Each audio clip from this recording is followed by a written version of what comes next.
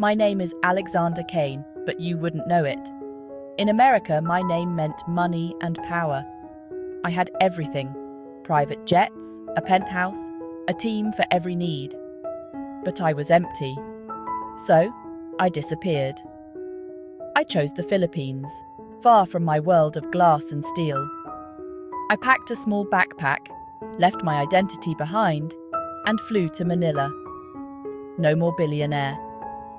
I journeyed south to a tiny coastal village, far from any tourist map. Barefoot children ran laughing along dirt paths. This was as far from my old life as I could get. My first night, I slept under palm trees, waves my only company. For the first time in years, I felt alive. The journey had truly begun. Waking up on the beach, hunger gnawed at me, a pain I'd never truly known. In my old life, hunger was fixed by a chef. Here, it was real. I wandered into the village, feeling out of place. Fishermen mended nets, women washed clothes. Everyone had a purpose but me.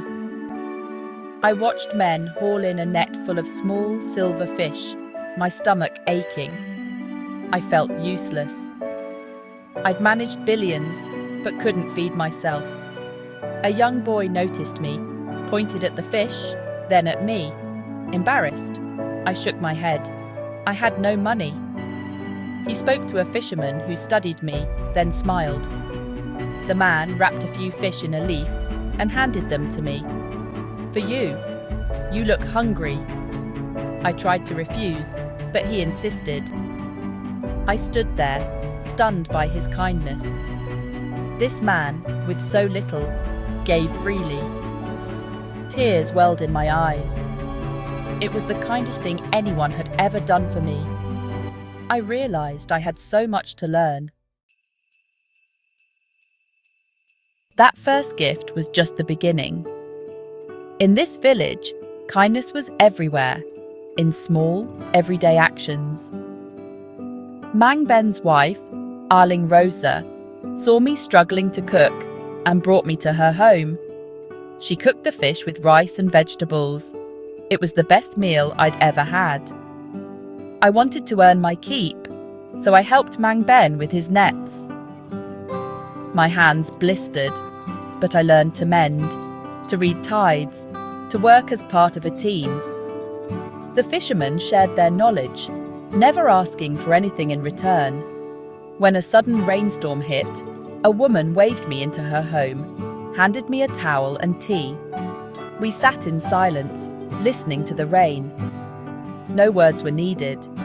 People shared water, fruit, even a mat to sleep on. They had little, but gave freely.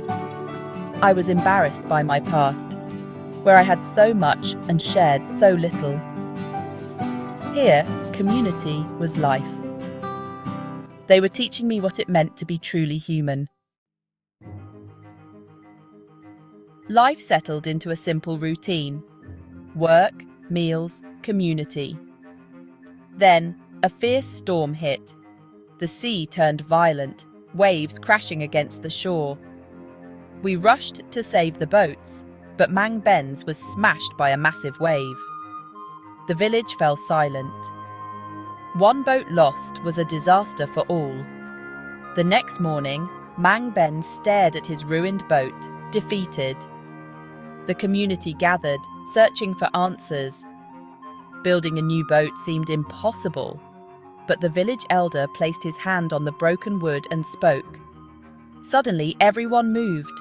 Men brought tools, women organized food, children gathered driftwood. No one would be left behind. We worked together, determined to fix what was broken. I was right there with them, part of something bigger than myself. The boat became a symbol of hope. In my old life, I'd have written a check. Here, I learned the power of unity. The storm tested us, but it also revealed our strength. We were more than survivors. We were a family. I realized I was no longer an outsider. I belonged. and I would never be the same.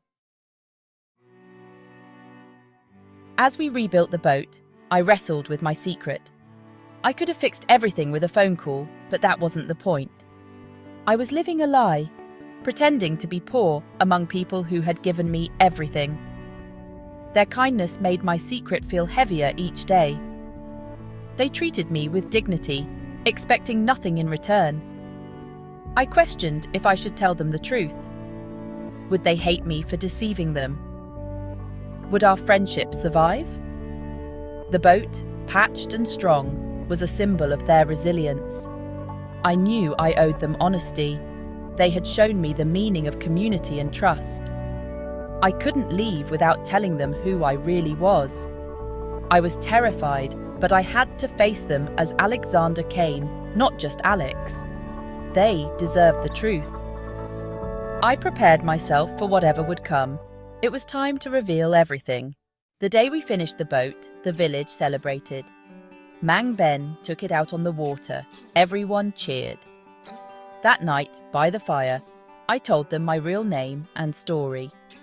Mang Ben smiled. Alex or Alexander, you are our brother. Relief washed over me. They cared about who I'd become. These people, with so little, were the richest I'd ever met. My undercover mission was over, but my real education had just begun. I was grateful for every lesson. I was finally rich in the ways that mattered.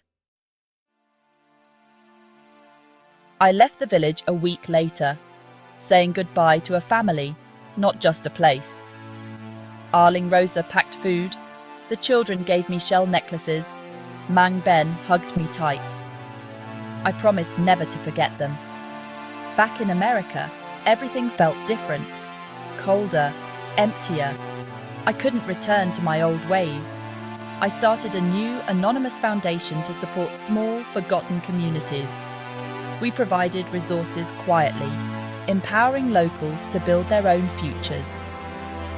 I never returned to the village. I didn't want to change what we'd shared, but I watched over them from afar, applying their lessons every day. They taught me that kindness is the most valuable currency.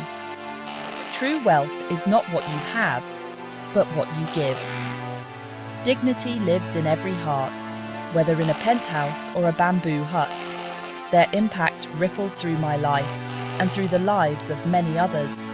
I am forever grateful for the barefoot teachers who showed me what it means to be truly rich, and I hope to pass that wealth on, one quiet act of kindness at a time.